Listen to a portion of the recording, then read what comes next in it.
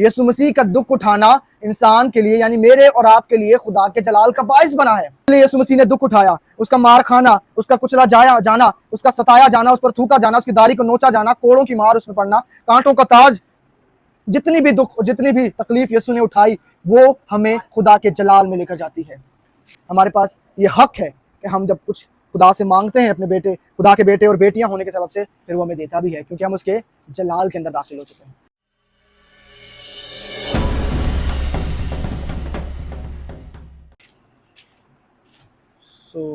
एक बार फिर मसीह यीशु में आप सबकी सलामती हो। जिनके पास बाइबल मुकद्दस है मेरे साथ निकालें पहला पतरस उसका 3 बाब और उसके 18वीं आयत से पढ़ेंगे हम 22वीं आयत तक। अब यहाँ पर यूं लिखा है खुदा के कलाम में, इसलिए कि मसीह ने भी यानी रास्तबाज ने नारास्तों के लिए गुनाहों के बायस एक बार दुख उठाया ताकि हमको खुदा के पास पहुंचाए। वो जिस्म के एतबार से तो मारा गया लेकिन रूह के एतबार से जिंदा किया गया। उसी में उसने जाकर उन कैदी रूहों में मनादी की जो उसे अगले ज़माना में नाफरमान थी, जब खुदा नूह के वक्त तहम्मुल करके ठहरा रहा था और वो कश्ती तैयार हो रही थी जिस पर सवार होकर थोड़े से आदमी यानी 8 जाने पानी के वसीला से बची। और उसी पानी का मुशाबा भी यानी बपतिस्मा यीशु मसीह के जी उठने के वसीला से अब तुम्हें बचाता है। उससे जिस्म की नजासत का दूर करना मुराद नहीं बल्कि खालिस नियत से खुदा के तालिब होना मुराद है। वो आसमान पर जाकर खुदा की दाहिनी तरफ बैठा है और फरिश्ते और इख्तियारात और कुदरतें उसके ताबिया की गई हैं। आमीन। आज मेरा मजमून, मेरा टॉपिक है जलाल यीशु के दुख उठाने से। यीशु मसीह के दुख उठाने से जो बनीनो इंसान को जलाल मिला है, और जिस जलाल के अंदर आदम यानी बनी आदम कुल नस्ल इंसानी दाखिल हुए हैं खुदा के जलाल में, वो यीशु मसीह के दुख उठाने से हैं। बाइबल मुकद्दस फरमाती है पहला पतरस 3 बाब और उसकी 18वीं आयत में लिखा है, इसलिए कि मसीह ने भी यानी रास्तबाज ने नारास्तों के लिए गुनाहों के बायस एक बार दुख उठाया ताकि हमको खुदा के पास पहुंचाए। लेकिन अगर बात करें इंसान की या एक नॉर्मल ह्यूमन बीइंग की, वो खुदा के जलाल से तो हमेशा दूर ही रहा। और फिर खुदावंद यीशु मसीह जमीन पर आए जिसने एक बार दुख उठाकर हमें खुदा के पास पहुंचा दिया है, खुदा के जलाल में पहुंचा दिया है। यीशु मसीह का दुख उठाना इंसान के लिए यानी मेरे और आपके लिए खुदा के जलाल का बाइस बना है। क्योंकि अगर मसीह यीशु दुख ना उठाते, अगर यीशु मसीह प्राइस को पे ना करते, कीमत को अदा ना करते, तो मैं और आप कभी भी खुदा के जलाल को ना देख सकते, हम कभी भी खुदा की हजूरी में ना आ पाते। क्योंकि बाइबल मुकद्दस फरमाती है कि पाक तरीन मकान और पाक मकान के दरमियान में एक मोटा बड़ा पर्दा था जिससे कोई इंसान अबूर नहीं कर सकता था आसानी से। सरदार काहिन साल में एक बार जाया करता था, पता नहीं कितनी कुर्बानियां गुजरान के, उसके बावजूद वो रस्सी बांध के जाया करता था वहां पे कि अगर वहां पर वो मर गया तो उसे खींच के बाहर निकाल लेंगे। जलाल इंसान के लिए खुदा का नहीं था, खुदा के जलाल से इंसान बाहर था, निकाल दिया गया था। लेकिन खुदा का कलाम फरमाता है 18वीं आयत में लिखा है, इसलिए कि मसीह ने भी यानी रास्तबाज ने नारास्तों के लिए गुनाहों के बायस एक बार दुख उठाया ताकि हमको खुदा के पास पहुंचाए। एक बार उसने हमारे लिए दुख उठाया ताकि हमें खुदा के पास लेकर जाए, हम खुदा के पास पहुंचाए जाएं। इसलिए यीशु मसीह ने दुख उठाया, उसका मार खाना, उसका कुचला जाना, उसका सताया जाना, उस पर थूका जाना, उसकी दाढ़ी को नोचा जाना, कोड़ों की मार उस पर पड़ना, कांटों का ताज, जितनी भी दुख और जितनी भी तकलीफ यीशु ने उठाई वो हमें खुदा के जलाल में लेकर जाती है। क्योंकि अगर यीशु मसीह कीमत अदा ना करते तो हम इस काबिल ना होते कि हम खुदा के जलाल में जाते। बाइबल फरमाती है जब यीशु मसीह ने अपनी जान दे दी तो क्या हुआ, वो पर्दा 2 टुकड़े होकर अलग हो गया, ऊपर से वो फटना शुरू हुआ और नीचे तक वो फटकर अलग हो गया। क्यों? क्योंकि यीशु मसीह ने दुख उठा लिया था, और हमें खुदा के जलाल के अंदर लेकर गया था। हालेलुया। मैं और आप अपनी कोशिश से नहीं कर सकते हैं। मैंने कहा बड़े आए बड़े गए, बट कोई भी ये ना कर पाया। आज भी दुनिया इस बात का दावा करती है, लेकिन हमें खुदा के जलाल में मसीह यीशु लेकर जाते हैं। हमें खुदा का जलाल, खुदा की प्रेजेंस में यीशु मसीह लेकर जाते हैं।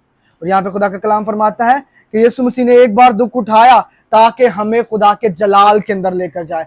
और जहां पे ग्लोरी होती है खुदा की, जहां पर खुदा का जलाल होता है, जहां पर खुदा की प्रेजेंस होती है, वहां पर अजीब काम भी होते हैं।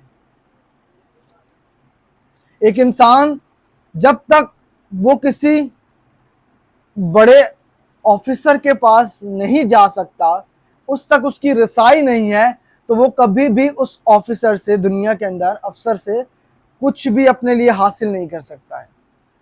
क्यों? क्योंकि उसकी वहां तक रसाई नहीं है। इंसान की खुदा तक कोई रसाई नहीं थी। हम खुदा से कुछ हासिल नहीं कर सकते थे, लेकिन यीशु मसीह ने हमें इस काबिल बनाया कि हम खुदा के पास, उसके तख्त के पास जाएं। सरदार काहिन भी साल में एक बार जाया करता था, बड़ी कुर्बानियां गुजराने के बाद, कई बैल बछड़े कुर्बान करने के बाद, और तब भी वो रस्सी बांध के जाया करता था। आज खुदावंद यीशु मसीह के सबब से हम सब आज़ाद खुदा की हजूरी के अंदर बैठे हैं। हमें किसी रस्सियों की ज़रूरत नहीं है अपने साथ बांधने की। क्यों? क्योंकि यीशु मसीह के दुख उठाने से हम खुदा के जलाल तक पहुंचे हैं। यीशु मसीह के दुख उठाने से हमारी रसाई खुदा तक हुई है। हम बाप तक पहुंचे हैं। बाप तक पहुंचना इंसान के लिए नामुमकिन था, लेकिन यीशु मसीह ने यह काम मुमकिन कर दिया। इसलिए वो कहते हैं, राह, हक और जिंदगी मैं हूं, कोई मेरे वसीला के बगैर बाप तक नहीं पहुंच सकता है।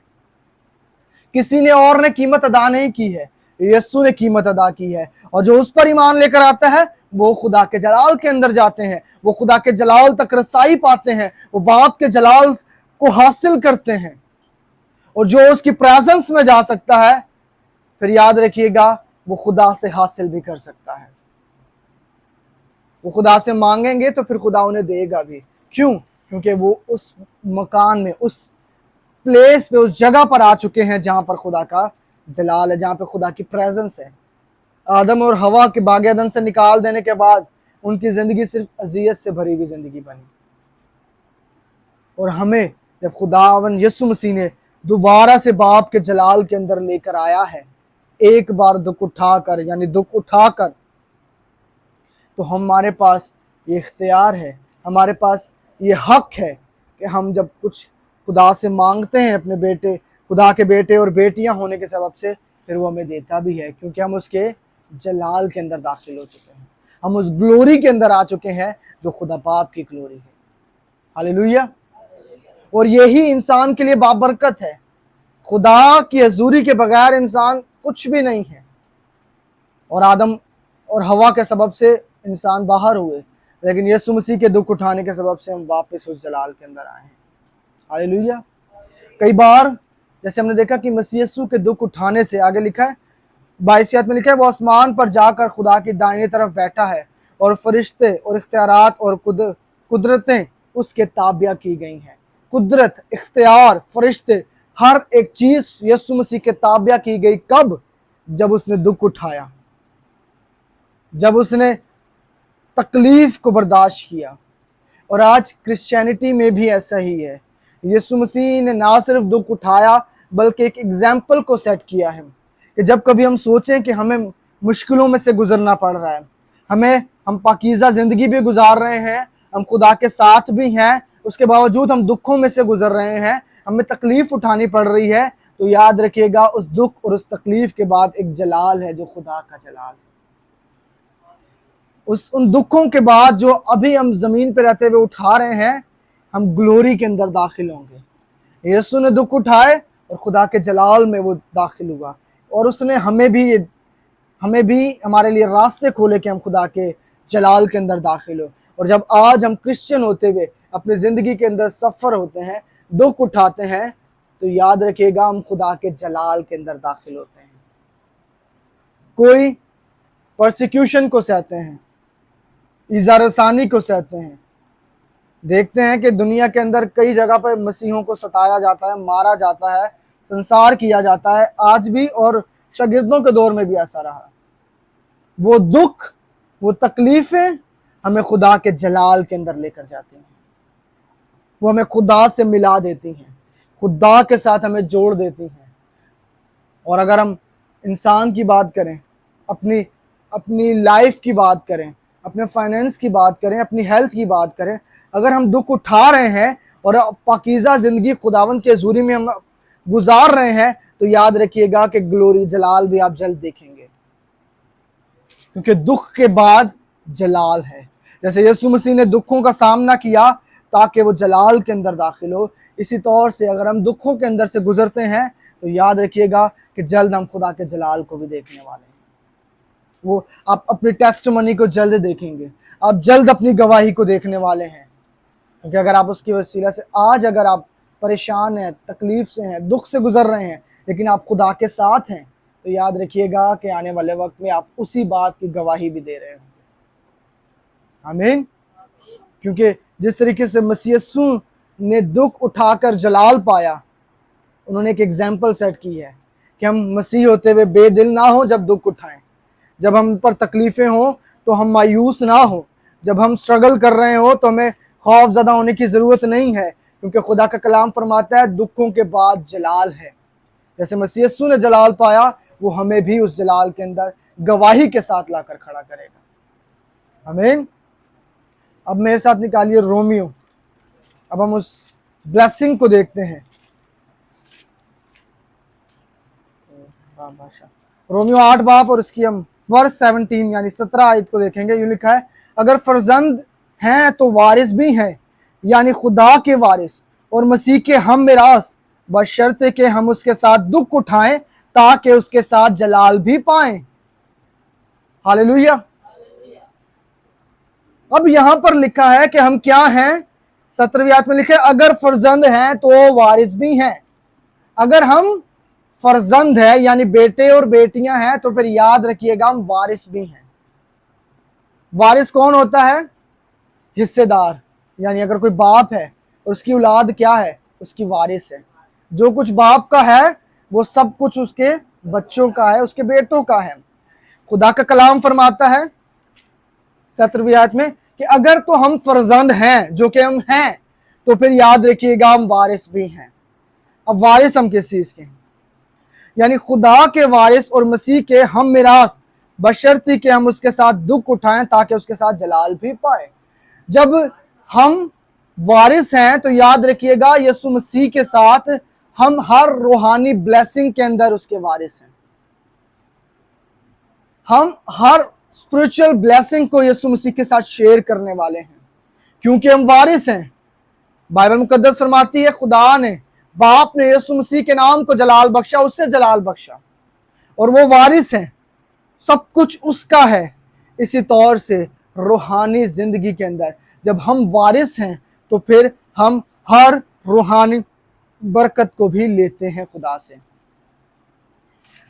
आप सोचें कि क्या ब्लेसिंग है, और जो कुछ भी आपके जहन में आ रहा है, आप यीशु मसीह के साथ वारिस होते हुए उस ब्लेसिंग, उस बरकत का हिस्सा रखते हैं। हर रूहानी बरकत, हर रूहानी पहलू, हर रूहानी चीज जो खुदा के पास है, खुदा की तरफ से है, वो उस चीजों के हम हकदार और वारिस हैं। एवरी स्पिरिचुअल ब्लेसिंग, हर रूहानी बरकत। खुदा का कलाम फरमाता है कि खुदा की बरकत से ही दौलत है। यानी क्या है? हम वारिस हैं कि हम ब्लेस हों, हम बरकत हो, हम बाबरकत ठहरे। बाइबल फरमाती है कि खुदावन यीशु मसीह के सफ़र यानी उसके मसीह यीशु के दुख उठाने से, उसके तकलीफ, उसके सहे, उसकी मार खाने से हमने शिफा पाई है। हम इनहेरिट यानी हम वारिस हैं, हम वारिस, विरासत के अंदर हमें शिफा का हक हासिल है। जो बाप के वारिस होते हैं, बच्चों के पास, औलाद के पास ये हक होता है कि बाप से अपने हिस्से को लें। और इसी तरीके से जब हम खुदा के वारिस हैं, जब हम यीशु मसीह में शरीक हैं, हम शरीक हैं, उसके वारिस हैं, तो हमारे पास हर रूहानी ब्लेसिंग लेने का भी हक है खुदा से, क्योंकि हम क्या हैं? वारिस हैं। ये सब खुदा की औलाद ही के लिए है। जितनी बरकत खुदा रखता है वो अपने बच्चों के लिए ही रखता है, यानी मेरे और आपके लिए ही रखता है वो, क्योंकि हम क्या हैं? वारिस हैं। और कैसे वारिस होते हैं? बाइबल फरमाती है बशर्ते कि हम उसके साथ दुख उठाएं। वारिस हर कोई बनना चाहता है, सब यहाँ पे एग्री कर रहे हैं कि हम वारिस बनना चाहते हैं, हम उन ब्लेसिंग के हिस्सेदार होना चाहते हैं। लेकिन बाइबल फरमाती है तब भी जब दुख उठाना पड़े तब भी उसके साथ जुड़े रहें, क्योंकि दुखों के बाद ही, मुश्किलों के बाद ही खुदा एक नए लेवल पर इंसान को लेकर जाता है। जब आजमाइशें आती हैं इंसान के ऊपर, उसके बाद जब वो आजमाइश में से निकलता है तो वो एक नए जलाल के अंदर निकलता है। उसका समझे आप लेवल ही बढ़ जाता है। जिस लेवल पे वो होता है आजमाइश के बाद, आजमाइश में पूरा और खड़ा उतरने के बाद इंसान का लेवल ही बढ़ जाता है, वो बड़े लेवल का बंदा बन जाता है। और फिर जब लेवल्स को हम अचीव करते हैं तो फिर खुदा की ब्लेसिंग्स को भी हम अपनी जिंदगी के अंदर लेते और अचीव करते हैं। बाइबल फरमाती है कि बशर्ते कि हम उसके साथ दुख भी उठाने के लिए तैयार रहें। कई बार दुख भी आएंगे तब भी हमें तैयार रहना है, ताकि अगर हम दुख उठाया है उसके बाद आप याद रखिएगा कि फिर आप ग्लोरी को भी देखेंगे। जिन जिन ने दुख उठाए हैं और उसके साथ उन दुखों में जुड़े रहे हैं यीशु मसीह के साथ, उन सब ने खुदा के जलाल को भी देखा है। ये क्लियर है, ये खुदा के कलाम में लिखा हुआ है कि जब हम दुख उठाते हैं तो फिर हम जलाल को भी देखते हैं, फिर हम जलाल भी पाएंगे। कोई भी ऐसा एरिया जिसमें आप दुख उठा रहे हैं, सफर कर रहे हैं, याद रखिएगा उसी एरिया के अंदर जल्द आप गवाही भी देने वाले हैं। क्यों? क्योंकि यीशु मसीह के दुख उठाने से हम जलाल के अंदर दाखिल हो चुके हैं। और जब हम मसीह के लिए किसी चीज में से होते हुए, मसीह में होते हुए दुख उठाते हैं तो फिर याद रखिएगा आप उसकी गवाही भी देने वाले हैं। वो जलाल भी खुदावंद आपको जरूर देगा। हालेलुया। क्योंकि हम क्या हैं? उसके वारिस हैं। और जो वारिस होता है वो हिस्सादार, हकदार होता है कि बाप से हासिल करें। सो मेरे साथ निकालिए दूसरा थस्सलुनीकियों, उसका दूसरा बाप और उसकी 14वीं आयत में लिखा है, जिसके लिए उसने तुम्हें हमारी खुशखबरी के वसीला से बुलाया ताकि तुम हमारे खुदावंद यीशु मसीह का जलाल हासिल करो। खुदा का कलाम फरमाता है, यहां पर पौलुस लिखते हैं कि तुम्हें खुशखबरी के वसीला से बुलाया। खुशखबरी क्या है? गॉस्पल यानी अंजील। अंजील क्या है? यीशु मसीह का मरना और उसका जी उठना। उसने हमें किस लिए बुलाया है? ताकि हम खुशखबरी के शरीक हों, यानी यीशु मसीह के दुख उठाने के और उसके जी उठने के गवाह हों और उसमें शरीक हों। बाइबल फरमाती है, आखिरी हिस्सा में लिखा है, खुदा यीशु मसीह के जलाल हासिल करो। और इसी से जब हम इस खुशखबरी के अंदर आ जाते हैं, इस खुशखबरी को कबूल करते हैं, तो फिर हम यीशु मसीह के जलाल को हासिल करते हैं। उस जलाल को लेते हैं जो खुदा का जलाल है। पौलुस क्लियर लिखता है, जिसके लिए उसने तुम्हें हमारी खुशखबरी के वसीला से, यानी खुशखबरी जो उन्होंने सुनाई, बुलाया ताकि तुम हमारे खुदावंद यीशु मसीह के जलाल को हासिल करो। ये गॉस्पल, ये अंजील सुनाने का एक मकसद है कि आप यीशु मसीह के जलाल को हासिल करो।